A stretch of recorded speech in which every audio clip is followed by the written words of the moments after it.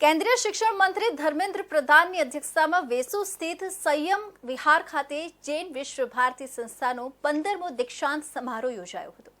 સાંસદ મુકેશ દલાલ અને આચાર્ય મહાશ્રમણજીની પ્રેરક ઉપસ્થિતિ રહી હતી। કેન્દ્રીય શિક્ષણ મંત્રી ધર્મેન્દ્ર પ્રધાનની અધ્યક્ષતામાં વેસુ સ્થિત સંયમ વિહાર ખાતે જૈન વિશ્વ ભારતી સંસ્થાનો 15મો દીક્ષાંત સમારોહ યોજાયો હતો, જેમાં જૈન વિદ્યા एवं तुलनात्मक धर्म तथा दर्शन विभाग, प्राकृत एवं संस्कृत विभाग, योग एवं जीवन विज्ञान विभाग, अहिंसा एवं शांति विभाग, शिक्षा विभाग, अंग्रेजी विभाग તેમજ આચાર્ય કાલુ કન્યા મહાવિદ્યાલય મળી 1970 યુવા છાત્ર છાત્રાઓને વિવિધ પદવીઓ એનાયત કરવામાં આવી હતી, જેમાં સ્નાતક અને અનુસ્નાતકની પરીક્ષાઓમાં ઉચ્ચ સ્થાન મેળવનારા 10 વિદ્યાર્થીઓને સુવર્ણ પદક અને પ્રમાણપત્ર એનાયત કરાયા હતા। આ પ્રસંગે સુરતના સાંસદ મુકેશ દલાલ અને આચાર્ય શ્રી મહાશ્રમણજી વિશેષ ઉપસ્થિત રહ્યા હતા। આ પ્રસંગે કેન્દ્રીય શિક્ષણ મંત્રીએ જણાવ્યું કે ભારતીય સંવિધાનમાં વ્યક્તિની ગરિમાને વિશેષ સ્થાન મળ્યું છે। જ્ઞાન અને ચરિત્રનું શ્રેષ્ઠ નિર્માણ કરતી જૈન વિશ્વ ભારતી સંસ્થાનું મહત્વનું યોગદાન છે। આ દેશની પ્રથમ મોબાઈલ ચલિત સંસ્થા છે, જેમાં ભ્રમણ કરતા કરતા લોક ચરિત્રને આત્મસાત કરી શકાય છે। સમાનતા અને સહાનુભૂતિને મહત્વ આપતી આ સંસ્થા લોકોમાં જીવન મૂલ્યોનું શિક્ષણ આપે છે। વધુમાં જૈન વિશ્વ ભારતી સંસ્થાના સિદ્ધાંતો અને વિષયોને નવી રાષ્ટ્રીય શિક્ષણ નીતિ સાથે સરખાવતા તેમણે બાળકોમાં સૌપ્રથમ આદર્શ મૂલ્યોની સ્થાપના પર મુકાતા ભારણ વિશે વાત કરી હતી। વિદ્યાર્થીઓને ડિગ્રી અને વિષયમાં દક્ષતા હાંસલ કરવાની સાથે મનની દક્ષતા મેળવવા અનુરોધ કર્યો હતો।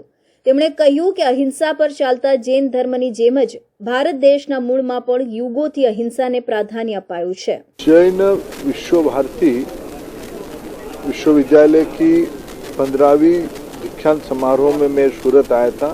मूलतः ये विश्वविद्यालय तेरापंथ समाज की ओर से लाडनू में, राजस्थान के लाडनू में चलता है, लेकिन इनकी जैसे परंपरा रहा है, चतुर्मास्य के अंतिम दिनों में पूज्य आचार्य जी जहाँ रहते हैं, आचार्य महाश्रमण जी की उपस्थिति में आज ये दीक्षांत समारोह हुआ। मैं बहुत प्रसन्न हूँ। इस प्रकार की एक भारत की जीवन मूल्यों की आधार पे एक यूनिवर्सिटी पिछले 3 दशकों में देश में काम कर रहा है और मूलतः ये प्राकृत भाषा के शोध के लिए इंस्टीट्यूट बना था। आज इस बार माननीय प्रधानमंत्री नरेंद्र मोदी जी ने प्राकृत भाषा को क्लासिकल लैंग्वेज की मान्यता भी दिलवाई है भारत सरकार की ओर से। आने वाले दिनों में राष्ट्रीय शिक्षा नीति भारतीय भाषा और मातृभाषा और स्थानीय भाषा के आधार पर शिक्षा व्यवस्था हो, इसको जोर देती है। ये एनईपी की एक प्रमुख रिकमेंडेशन है। આ પ્રસંગે સુપ્રીમ કોર્ટના પૂર્વ ન્યાયાધીશ જસ્ટિસ દિનેશ મહેશ્વરીનું ડી.લિટની વિશેષ ઉપાધિ સાથે સન્માન કરાયું હતું। આચાર્ય શ્રી મહાશ્રમણજીએ વિદ્યાર્થીઓને જીવન અને જ્ઞાનનું મહત્વ સમજાવી શ્રેષ્ઠ નાગરિક બનવાની પ્રેરણા આપી હતી। શહેરમાં વેકેશનને કારણે શહેરીજનો ફરવા નીકળી પડતા રક્તદાન કેન્દ્રોમાં લોહીની તંગી ઊભી થઈ છે। રોજના 600 યુનિટ લોહીની જરૂરિયાત સામે 200 યુનિટની જે આવક થઈ રહી છે। આગામી 1 ડિસેમ્બર સુધી શહેરમાં લોહીની અછતની સમસ્યા રહેશે તેવું જાણવા મળી રહ્યું છે। હાલમાં વેકેશનના કારણે રક્તની અછત સર્જાતા રક્તદાન કેન્દ્રો દ્વારા લોકોને રક્તદાન માટે આગળ આવવા જણાવાયું છે। લોક સમર્પણ રક્તદાન કેન્દ્રના હરિભાઈ કથિરિયાએ જણાવ્યું હતું કે હાલમાં બ્લડ બેંકને રોજના 160 યુનિટ રક્તની જરૂર છે। તેની સામે 60 યુનિટ સ્વૈચ્છિક રક્તદાન થઈ રહ્યું છે। દિવાળી વેકેશનમાં અછતની સ્થિતિને ધ્યાનમાં રાખીને આગોતરું આયોજન કર્યું હતું અને બ્લડ કેમ્પ કરાવ્યો હતો, જેથી હાલની સ્થિતિમાં થોડી વ્યવસ્થા થઈ જાય છે। હાલ તમામ બ્લડ ગ્રુપમાં અછત છે। સિવિલ અને સ્મીમેર હોસ્પિટલમાં પણ લોહીની અછત વર્તાઈ રહી છે। સિવિલ અને સ્મીમેરમાં ખાસ કરીને અકસ્માતના દર્દીઓ વધુ આવતા હોવાથી આવા દર્દીઓને લોહીની જરૂરિયાત પણ વધુ પડતી હોય છે। તેની સામે હાલ સિવિલ સ્મીમેર હોસ્પિટલની બ્લડ બેંકમાં રક્તદાનનું પ્રમાણ એકદમ નહિવત જેવું થઈ જતા અહીં પણ લોહીની અછત સર્જાઈ રહી છે, જેથી સિવિલ અને સ્મીમેરની બ્લડ બેંક દ્વારા પણ લોકોને બ્લડ ડોનેટ માટે અપીલ કરવામાં આવી રહી છે. સુરતમાં અત્યારે રક્તની ખૂબ જ મોટી જરૂરિયાત ઊભી થઈ છે, કારણ કે અત્યારે રક્તદાતાઓ રક્તદાન ન કરવાને કારણે હોસ્પિટલોમાં રોજે રોજની જે ડિમાન્ડો છે એ થેલેસેમિયા જેવા હેમોફિલિયાના દર્દીઓ, એક્સિડન્ટના દર્દીઓને જે જરૂરિયાત પડે છે એ તો ચાલુ જ છે.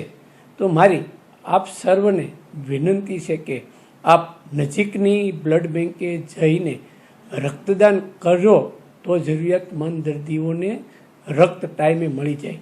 હું લોક સમર્પણ રક્તદાન કેન્દ્રના પ્રમુખ તરીકે આપ સર્વને વિનંતી કરું છું કે મિત્રો, સુરત એ તો કર્ણની ભૂમિ છે, અહીંયા કોઈ જાતની ખામી ક્યારેય પડતી જ નથી. ત્યારે રક્તદાન એ મહાદાનના નારાને બુલંદ કરવા માટે આપ સર્વ આગળ આવી. આ સ્થળ લોક સમર્પણ રક્તદાન કેન્દ્ર છે અને અહીંયા હું નિયમિત 10 થી 12 દિવસે લોહી ચડાવવા માટે આવું છું. અત્યારે દિવાળીના વેકેશન દરમિયાન બધા લોકો ગામડે ગયા હોવાથી તમે જે લોકો અહીંયા હાજર હોય તે નિયમિત રક્તદાન કરવા આવો તો અમને લોહી મળી રહેશે. ભાઈ એ જ વિનંતી છે. સમર્પણ રક્તદાન કેન્દ્રના હરિભાઈ કથિરિયાએ જણાવ્યું હતું કે હાલમાં બ્લડ બેંકને રોજના 160 યુનિટ રક્તની જરૂર છે. તેની સામે 60 યુનિટ સ્વૈચ્છિક રક્તદાન થઈ રહ્યું છે. દિવાળી વેકેશનમાં અછતની સ્થિતિને ધ્યાનમાં રાખીને આગોતરું આયોજન કર્યું હતું અને બ્લડ કેમ્પ કરાવ્યો હતો, જેથી હાલની સ્થિતિમાં થોડી વ્યવસ્થા થઈ જાય છે. હાલ તમામ બ્લડ ગ્રુપમાં અછત છે. સરદાર પટેલના નામે રાજકારણ રમતા ભાજપ શાસકો અને ભ્રષ્ટ બ્યુરોક્રેટર્સની મિલીભગતને લીધે વરાછા વિસ્તારમાં આવેલા સરદાર પટેલ સ્પોર્ટ્સ કોમ્પ્લેક્સની હાલત દયનીય બની છે.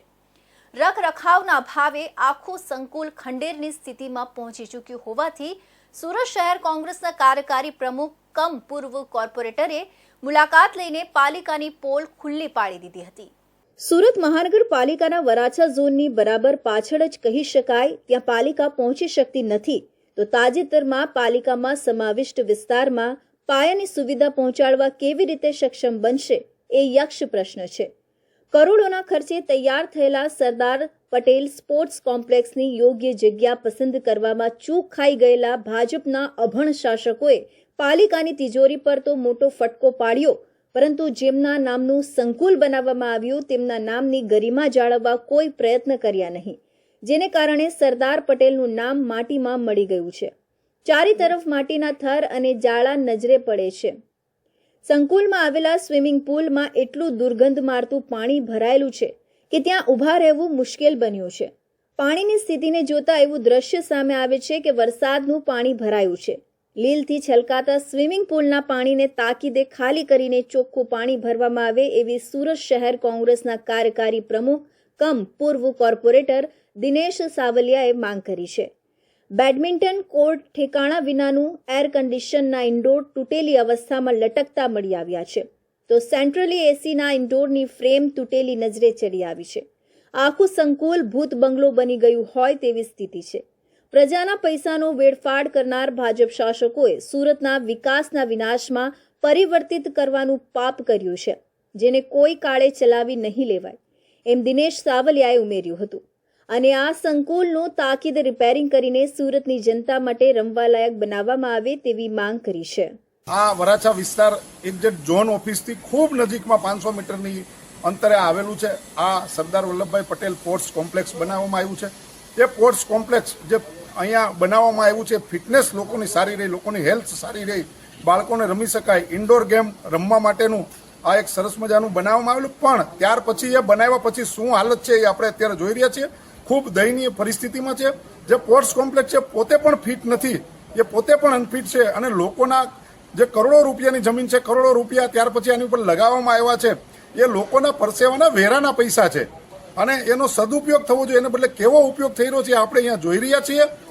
સતત ને સતત ભારતીય જનતા પાર્ટી જે વિકાસની વાતો કરી રહી છે, એ સતત ને સતત જે જાહેર સુવિધાઓની જ્યારે મુલાકાત લેવાની વાત આવે, જ્યારે જાહેર સુવિધાઓની વાત આવે ત્યારે સદંતર નિષ્ફળ ગઈ છે.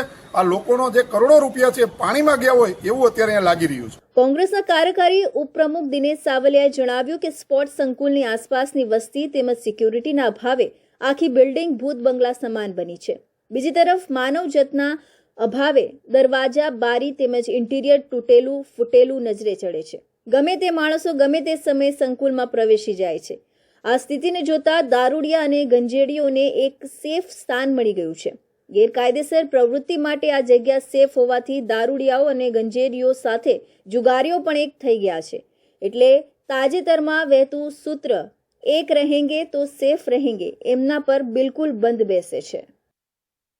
દેશભરમાં 111 કરોડ રૂપિયાના સાયબર ફ્રોડની ઘટનામાં ચાઇનીઝ ગેંગનો હાથ હોવાનું સામે આવ્યું છે. આ ચાઇનીઝ ગેંગ દુબઈ બેઠા બેઠા સુરતના યુવકોને એજન્ટ તરીકે રાખી સાયબર ફ્રોડ કરાવતી હતી. આ ખુલાસો 4 આરોપીઓ દ્વારા કરવામાં આવ્યો છે. આ કેસમાં પોલીસ હવે બેંક એકાઉન્ટ ભાડે આપનારા લોકો સામે પણ ગુનો નોંધશે. માત્ર ધોરણ 8 થી 10 સુધી ભણેલા સુરતના 4 આરોપી દ્વારા દેશભરમાં સાયબર ફ્રોડ માટે બેંક એકાઉન્ટનો ઉપયોગ કરવામાં આવ્યો છે. તેમની વિરુદ્ધ કુલ 866 થી વધુ અરજીઓ કરવામાં આવી હતી, જેમાંથી દેશભરમાં 200 થી વધુ FIR નોંધાઈ છે. આ કેસમાં સંડોવાયેલો આરોપી હિરેન ભરવાડિયાની દુબઈ ભાગે તે પહેલા જ મુંબઈ એરપોર્ટથી ધરપકડ કરવામાં આવી છે. જૂન વર્ષ 2024માં સુરત સાયબર સેલે સાયબર ફ્રોડની એક ફરિયાદ દાખલ કરી હતી. આ કેસમાં પોલીસ દ્વારા 3 આરોપીની ધરપકડ કરાઈ હતી. આરોપીઓ સુરત સહિત અન્ય વિસ્તારના જરૂરિયાતમંદ શ્રમિક અને વિદ્યાર્થીઓના નામે બેંક એકાઉન્ટ ખોલાવી તેની કીટ દુબઈ મોકલતા હતા, જે બાદ આ બેંક એકાઉન્ટને માધ્યમ બનાવી દુબઈ સાયબર ફ્રોડની ઘટનાને અંજામ આપતા હતા. પોલીસે આ સમગ્ર મામલે તપાસ હાથ ધરી ત્યારે સાયબરની ટીમ પણ ચોંકી ઉઠી હતી. આ સાયબર ક્રિમિનલ દ્વારા ઇન્ટરનેટના માધ્યમથી SMS, WhatsApp, ટેલિગ્રામ દ્વારા પોતાની ખોટી ઓળખ ઊભી કરી અલગ અલગ પ્રકારની વધુ રૂપિયા કમાવાની લાલચ આપી લોકો સાથે છેતરપિંડી આચરતા હતા. શેર માર્કેટ, બિઝનેસ સહિત ડિજિટલ અરેસ્ટના અલગ અલગ સાયબર ફ્રોડના કિસ્સાઓથી જ જે પૈસા મળતા હતા તેઓ આ એકાઉન્ટમાં મંગાવતા હતા. આ કેસમાં પોલીસે જે 4 આરોપીની ધરપકડ કરી છે, જેમાંથી એક અજય ઇટાલિયા, જલ્પેશ નડિયાદરા, વિશાલ ઠુમ્મર સામેલ છે. અન્ય એક આરોપી હિરેનકુમાર ભરવાડિયા કે જે દુબઈ રહેતો હતો અને તે સુરત આવ્યો હતો. ફરીથી દુબઈ પરત ફરાર થવાનો હતો, પરંતુ પોલીસને આ અંગેની જાણ થતાં તેને મુંબઈ એરપોર્ટથી દબોચી લીધો હતો. જ્યારે મિલન વાઘેલા, કેતન વેકરિયા, દશરથ ધાંધલિયા અને જગદીશ અજુડિયા હાલ ફરાર છે. આરોપી મિલન અને જગદીશ હાલ દુબઈમાં છે. આરોપીઓ પૈકી જ્યારે 2 લોકો દુબઈથી સુરત આવે તો સુરતથી 2 લોકો દુબઈ જતા હતા, જેથી નેટવર્ક चलावવામાં કોઈ પણ પ્રકારની સમસ્યા ન આવે. द्वारा जून के महीने में केनरा बैंक में एक रेड की गई थी, जहां पे 85 जितने किट्स जो तो बैंक अकाउंट, उनके डेबिट कार्ड, पासबुक, चेकबुक, इनके साथ कुछ लोग पकड़े गए थे. और वो उस केस में 8 जितने हमारे आरोपी पकड़े गए, उनमें एक ऐसी बात आई थी कि दुबई में कुछ लोग बैठे हुए हैं जो कि इस पूरे गैंग को ऑपरेट कर रहे हैं और साइबर क्राइम के द्वारा जितना पैसा आ रहा है इन अकाउंट को यूज करके दुबई जाता है, दुबई से विड्रॉ कर लेते हैं. तो उसके अनुसंधान में ये वर्कआउट चल रहा था. उसमें हमें सफलता 22 अक्टूबर के दिन मिली, जब एक यहाँ पे सूरत शहर के मोटा वराछा एरिया में एक स्वाध्याय कॉम्प्लेक्स है, वहाँ 107 नंबर के ऑफिस में रेड की गई. वहां से हमें 3 आरोपी मिले, अजय इटालिया, जल्पेश नडियादरा और विशाल ठुम्मर. ये 3 आरोपी जब पकड़े गए, इनके पास से बहुत सारी किट्स वगैरह जो बैंकिंग किट्स होती हैं वो सारी चीजें मिली.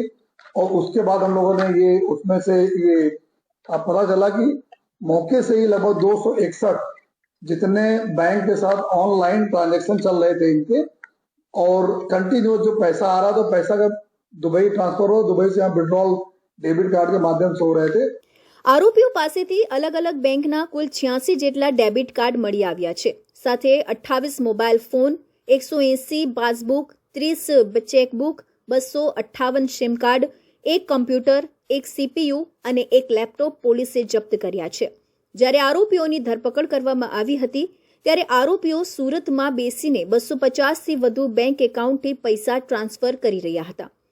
આરોપીઓએ સાયબર ફ્રોડ માટે જે બેંક એકાઉન્ટ વાપરતા હતા તે NCCRP પોર્ટલ મુજબ આ બેંક એકાઉન્ટ પર અલગ અલગ રાજ્યોમાં જે ફરિયાદ નોંધાઈ છે તે પ્રમાણે સૌથી વધારે મહારાષ્ટ્રમાં 171 જેટલી ફરિયાદ છે. આવી જ રીતે જો FIRની વાત કરવામાં આવે તો મહારાષ્ટ્રમાં સૌથી વધુ 41 જેટલી ફરિયાદ નોંધાઈ છે. શહેરના અટવા વિસ્તારમાં નાના મકાનમાં એક માસૂમ બાળકીને સૂતા જોઈ દાનત બગાડી તેને બદઇરાદે ઉઠાવીને ભાગી રહ્યો હતો. લોકોની નજર પડતા બાળકીને રસ્તામાં મૂકીને તે ભાગી છૂટ્યો હતો. 150 CCTV તપાસ્યા બાદ આરોપીની ધરપકડ કરવામાં આવી છે. આરોપી બાળકી દુષ્કર્મ કેસમાં ગુનેગાર છે અને હાલ જ પેરોલ પર જેલથી બહાર આવ્યો હતો. પેરોલની તારીખ પૂર્ણ થયા બાદ પણ તે જેલ પરત ગયો ન હતો. વર્ષ 2023માં માસૂમ બાળકી સાથે દુષ્કર્મ મામલે સુરત કોર્ટે 20 વર્ષની સજા કરી હતી. પેરોલ પર 10 દિવસ બહાર આવ્યો અને બીજી બાળકીને શિકાર કરવા માટે શોધવા લાગ્યો. સુરત શહેરના નાનપુરા વિસ્તારમાં 5 વર્ષની બાળકીનું અપહરણનો પ્રયાસ કરનાર આરોપીનો વિડીયો સોશિયલ મીડિયામાં વાયરલ થયો હતો. પોલીસે જેના આધારે બાળકીનું અપહરણ કરનાર અજાણ્યા શખ્સની ધરપકડ કરી હતી. મૂકબધિર માતાની 5 વર્ષની માસૂમ બાળકી માતા સાથે સૂઈ રહી હતી. ગરીબ હોવાના કારણે ઘરમાં દરવાજો પણ નહોતો, જે જોઈ હેવાન આરોપી બાળકીને બદઇરાદે ઉઠાવી જઈને ભાગવાનો પ્રયાસ કરતો હતો. આ સમગ્ર ઘટના સીસીટીવી કેમેરામાં કેદ થવા પામી હતી. બાળકી લઈને નાસી રહ્યો હતો તે દરમિયાન બાળકી રડવા લાગી હતી, જેથી લોકો એકત્ર થવા લાગ્યા હતા. લોકોને જોઈ આરોપીના હાથમાંથી બાળકી પડી ગઈ હતી. બાળકી પડી જતા જોરદાર આંસુએ રડવા માંડી હતી. આ બનાવ બાદ પોલીસે આરોપીની શોધખોળ શરૂ કરી હતી. 6 અલગ અલગ ટીમ બનાવી જ્યારે ગણતરીના કલાકમાં પોલીસ આરોપી સુધી પહોંચી ત્યારે પોલીસ પણ ચોંકી ગઈ હતી, કારણ કે આરોપી રીઢો ગુનેગાર હતો. જમીલ ઉર્ફે જમ્મુ પઠાણને કોર્ટે વર્ષ 2023માં 20 વર્ષની સજા કરી હતી, કારણ કે આરોપીએ એક માસૂમ બાળકી સાથે દુષ્કર્મ આચર્યું હતું. હાલમાં જ તે પેરોલ પર બહાર આવ્યો હતો, પરંતુ સજા થયા બાદ પણ તેની રાક્ષસી પ્રવૃત્તિ જેમની તેમ જ હતી. જેલની બહાર આવ્યા બાદ તે ફરીથી પોતાના બદ ઇરાદાને પૂર્ણ કરવા માટે બાળકીની શોધખોળ કરી રહ્યો હતો. આ દરમિયાન નાનપુરા ખાતે આ 5 વર્ષની બાળકી નજર આવી હતી. બાળકી સાથે કોઈ અનિચ્છનીય ઘટના બને તે પહેલા જ તે બચી ગઈ હતી. આરોપી પેરોલ પર 10 દિવસ માટે બહાર આવ્યો હતો, પરંતુ પેરોલના સમયે મર્યાદા પૂર્ણ થયા બાદ પણ તે જેલ પરત ગયો ન હતો. એક ફરિયાદીશ્રીએ અઠવા પોલીસ સ્ટેશન ખાતે આવી અને પોતાની ફરિયાદ હકીકત જાહેર કરેલ કે તેમની 5 વર્ષની ભત્રીજી તેમના મધર સાથે એમના મકાનમાં સૂતેલી હતી. ત્યારે રાત્રિના આશરે 12:15 થી લઈ અને 1 વાગ્યાના સમયગાળા દરમિયાન એક સફેદ શર્ટ અને બ્લેક પેન્ટ પહેરેલો અજાણ્યો ઈસમ ઘરમાં પ્રવેશી અને એમની ભત્રીજી જે 5 વર્ષની છે એને ઊંચકી અને લઈને ભાગવા જતા અને રસ્તા ઉપર પડી જતા અને દીકરીએ રડવાનું ચાલુ કરતા તેનું મોઢું દબાવી અને એની સાથે હડપલા કરેલા અને દરમિયાન પબ્લિક જાગી જતા એ ઈસમ ત્યાંથી દીકરીને પડતી મૂકી અને નાસી ગયેલો. જે બાબતે તેઓ ફરિયાદ આપવા પોલીસ સ્ટેશન ખાતે આવતા અઠવા પોલીસ સ્ટેશનના ઇન્સ્પેક્ટર શ્રી મકવાણાનાઓએ તાત્કાલિક તેમની ફરિયાદ લઈ અને બનાવની ગંભીરતા જોતા અલગ અલગ ડી સ્ટાફની 6 જેટલી ટીમો બનાવેલી તથા આ બનાવ અનુસંધાને મદદ માટે ઉમરા પોલીસ સ્ટેશનના ડી સ્ટાફની પણ મદદ લેવામાં આવેલી અને અલગ અલગ ટીમો બનાવી અને તાત્કાલિક ટેકનિકલ સર્વેલન્સથી આરોપીની શોધખોળ ચાલુ કરવામાં આવેલી અને ગણતરીના કલાકોમાં જ હ્યુમન રિસોર્સિસ અને ટેકનિકલ રિસોર્સિસની મદદથી આરોપીને પકડી લેવામાં આવેલ. આ આરોપી જે છે એ જમીલ ઉર્ફે જમ્મુ રજાક ખાન પઠાણ ઉંમર વર્ષ 26નો છે અને હાલ તે 10 દિવસની પેરોલ રજા પર લાજપોર જેલથી બહાર આવેલો હતો અને 2023માં એને 20 વર્ષની સજા સંભળાવવામાં આવેલી અને લાલગેટ પોલીસ સ્ટેશનના 2021ના ગુનામાં એને સજા થયેલી. આરોપીને 10 દિવસની અંદર લાજપોર જેલમાં હાજર થવાનું હતું, પરંતુ એ હાજર નહીં થયેલો અને આ બનાવ બનેલો. આ સમગ્ર મામલે એસીપી વિજય મલ્હોત્રાએ જણાવ્યું હતું કે તેમની 5 વર્ષની ભત્રીજી પોતાની માતા સાથે મકાનમાં સૂતી હતી. રાત્રિના 12:15 થી લઈ 1 વાગ્યાના સમયગાળા દરમિયાન એક સફેદ શર્ટ અને કાળા રંગના પેન્ટમાં આવેલા એક શખ્સે ઘરમાં પ્રવેશી ફરિયાદીની ભત્રીજી એને ઉચકી લઈને ભાગવા જતા રસ્તા પર પડી જતા દીકરીએ રડવાનું ચાલુ કરતા તેનું મોઢું દબાવી તેની સાથે અડપલા કર્યા હતા. સાથે તેઓએ જણાવ્યું હતું કે આ દરમિયાન લોકો એકત્ર થઈ ગયા હતા. તે સમયે તે શખ્સ દીકરીને પડતી મૂકીને નાસી ગયો હતો, જે બાબતે ફરિયાદીએ પોલીસ મથકમાં આવીને ફરિયાદ આપી હતી. આરોપીની ધરપકડ કરવા માટે અલગ અલગ 6 જેટલી ટીમો બનાવવામાં આવી હતી. સાથે ઉમરા પોલીસ મથકના ડી સ્ટાફની પણ મદદ લેવામાં આવી હતી. ગણતરીના કલાકોમાં આરોપીને પકડી લેવામાં આવ્યા હતા. આરોપી જમીલ ઉર્ફે જમ્મુ પઠાણની ઉંમર 26 વર્ષની છે. હાલ તે 10 દિવસની પેરોલ રજા પર લાજપોર જેલથી બહાર આવ્યો છે. વર્ષ 2023માં તેને 20 વર્ષની સજા થઈ હતી. લાલગેટ પોલીસ સ્ટેશનના 2021ના ગુનામાં સજા થઈ હતી. આરોપીને 10 દિવસની અંદર લાજપોર જેલમાં પેરોલ પૂર્ણ કરી હાજર થવાનો હતો, પરંતુ તે હાજર થયો ન હતો. પોલીસે લગભગ 150 જેટલા સીસીટીવી તપાસ્યા હતા. આરોપી પોક્સોના કેસમાં અગાઉ પકડાયો હતો. લાજપોર જેલમાં રવિવારે અમદાવાદ જડતી સ્ક્વોડે સરપ્રાઇઝ ચેકિંગ કરી 4 ફોન સાથે 2 કેદીને પકડ્યા હોવાનું સામે આવ્યું છે. અત્રે ઉલ્લેખનીય છે કે નવા જેલર સાહેબ મલાઈ ખાવામાં મસ્ત હોય તેમ અનેક વખત ઝડતીમાં મોબાઈલ અને અન્ય ચીજવસ્તુઓ ઝડપાઈ ચૂકી છે, પણ જેલર સાહેબનું ધ્યાન ન હોવાનું દેખાઈ રહ્યું છે. અમદાવાદની જડતી સ્ક્વોડે 10મી નવેમ્બરના રવિવારના રોજ સુરતની લાજપોર મધ્યસ્થ જેલ ખાતે સરપ્રાઇઝ ચેકિંગ હાથ ધરવામાં આવ્યું હતું, જેમાં લાજપોર જેલના યાર્ડ C/8ની બેરેક નંબર 1માં તપાસ કરતા હત્યાનો આરોપી કાચા કામનો કેદી આશિષ હરગોવિંદ દેસાઈ લોબીમાં ઊભા રહીને મોબાઈલ પર વાત કરતા ઝડપાઈ ગયો હતો. બેરેકમાં તપાસ કરતા એક પથારીમાંથી મોબાઈલ ફોન મળી આવ્યો હતો. આ મોબાઈલ હત્યાના ગુનામાં જેલવાસ ભોગવતા કેદી શુભમ ઉર્ફે શર્મા સત્યપ્રકાશ સેનેનો હોવાનું માલુમ પડ્યું હતું. આ ઉપરાંત બેરેકમાં મૂકવામાં આવેલા ટીવીની પાછળથી વધુ 2 મોબાઈલ ફોન મળી આવ્યા હતા.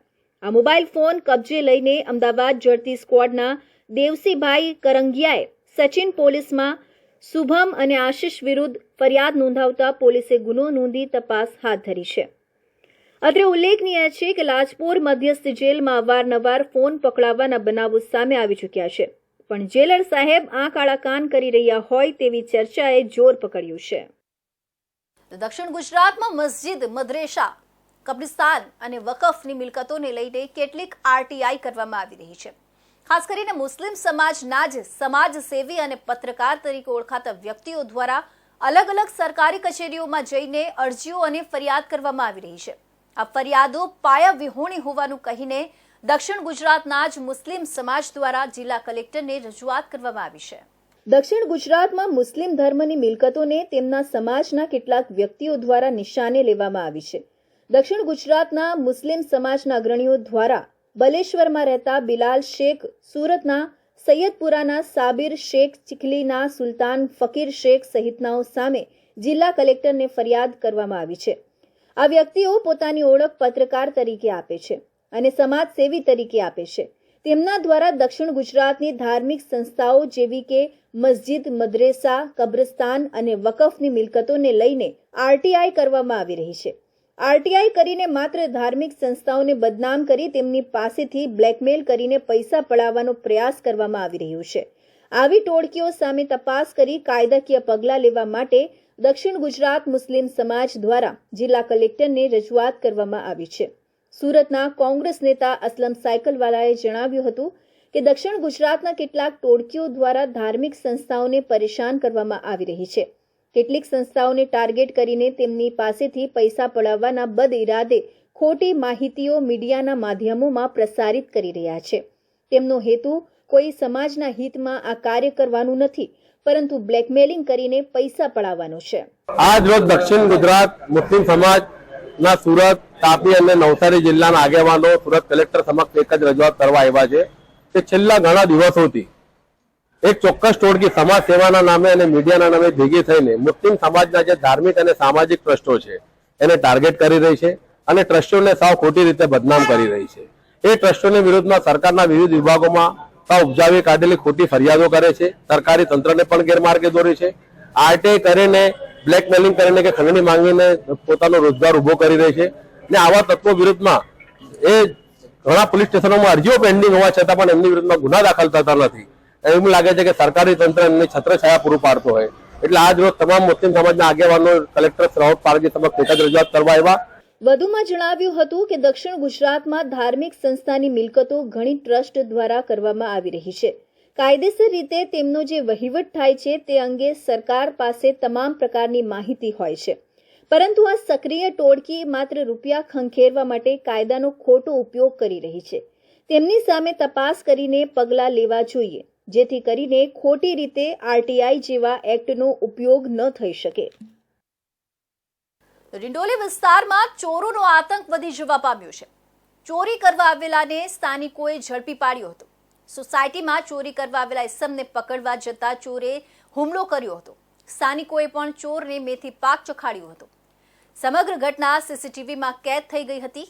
લોકો દ્વારા ચોરને પોલીસને સોંપી દેવામાં આવ્યો હતો. સુરત શહેરના ડિંડોલી વિસ્તારમાં મોડી રાત્રે ઓમનગરના લોકોએ એક ચોરને ઝડપી પાડ્યો હતો. રાત્રે 12 વાગ્યા બાદ ઝડપાયેલા ચોરને લોકોએ ઢોર માર માર્યો હતો. ચોરને 4 થી 5 લોકોએ લાકડાના દંડાથી માર માર્યો હતો. જ્યારે ચોર ઝડપાયો ત્યારે લગભગ 20 થી 25 લોકો એકત્ર થઈ ગયા હતા, જે હાથમાં આવે તેનાથી લોકો ચોરને મારી રહ્યા હતા. પ્લાસ્ટિકના બોક્સ અને લાકડાથી સતત ચોરને મારવામાં આવી રહ્યો હતો. આ વચ્ચે ચોરના હાથમાં પણ લાકડી જોવા મળી હતી. તે પણ બચવા માટે લોકો પર લાકડી વડે હુમલો કરી રહ્યો હતો. આ દરમિયાન લોકોએ પોલીસ PCR વાનને પણ જાણ કરી હતી. પોલીસ ઘટના સ્થળે પહોંચી હતી. જો કે પોલીસે અત્યાર સુધી ફરિયાદ લીધી નથી. ડિંડોલી વિસ્તારમાં આવેલા ઓમનગરમાં છેલ્લા ઘણા સમયથી ચોરીની ઘટના વધી હતી. આ દરમિયાન 10 નવેમ્બરના રોજ રાત્રે 12 વાગ્યાના અરસામાં લોકોએ એક વ્યક્તિને ચોર સમજીને પકડી લીધો હતો. લોકોને આશંકા હતી કે તે ચોરી કરવા માટે આવ્યો છે. હાથમાં ટોર્ચ, લાકડી લઈને લોકો તે વ્યક્તિ પર તૂટી પડ્યા હતા. લગભગ 20 થી 25 લોકો સોસાયટીના એકત્ર થઈ ગયા હતા. 2 વ્હીલર પર અથવા તો કોઈ દોડીને ચોરને પકડવા માંગતા હતા. બધાના હાથમાં લાકડીઓ હતી. લોકોએ ચોરને પકડીને માર મારી રહ્યા હતા.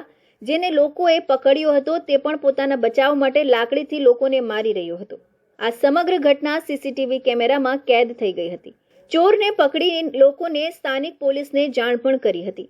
આ સમગ્ર મામલે ડિંડોલી પોલીસ મથકના PI RJ ચુડાસમાએ જણાવ્યું હતું કે ઘટના ઓમનગરની છે, જ્યાં લોકોએ ચોર સમજીને એક વ્યક્તિને માર માર્યો છે. જો કે અત્યાર સુધી સામેથી કોઈએ ફરિયાદ નોંધાવી નથી. તેમ છતાં અમે તપાસ કરી રહ્યા છીએ. તો આ હતા સુરત બુલેટિનના મહત્વના સમાચાર. નવા સમાચાર સાથે ફરી મળીશું. ત્યાં સુધી જોતા રહેજો ઇન્ડિયા ન્યૂઝ ગુજરાત.